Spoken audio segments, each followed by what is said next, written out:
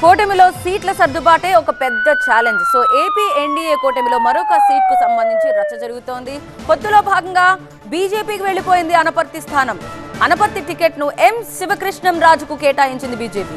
Ticket దక్కకపోవడంతో TDP నేత నల్లమిల్లి రామకృష్ణారెడ్డి అనుచరులు ఆగ్రహం వ్యక్తం చేశారు.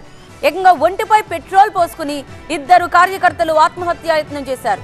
నిప్పంటించుకునేందుకు యత్నించిన కార్యకర్తల్ని నల్లమిల్లి అడ్డుకున్నారు. నల్లమిల్లి రామకృష్ణారెడ్డికి టీడీపీ టికెట్ ఇవ్వాలని వీరంతా డిమాండ్ చేస్తున్నారు.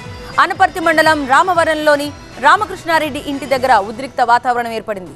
నల్లమిల్లి రామకృష్ణారెడ్డికి టికెట్ ఇవ్వకపోతే తీవ్ర పరిణామాలుంటాయని హెచ్చరిస్తున్నారు కార్యకర్తలు.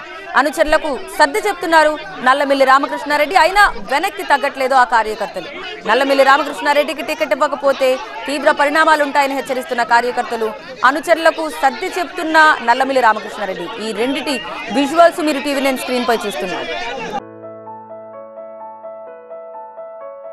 ప్రతి ఒక్క ఐవీఎఫ్ క్లినిక్ లో మేము మీకు ఈ డిస్కౌంట్ ఇస్తాము, ఆ డిస్కౌంట్ ఇస్తామంటారు. కానీ మేము బిడ్డని ఇస్తాం అని ఎందుకు చెప్పడం లేదు?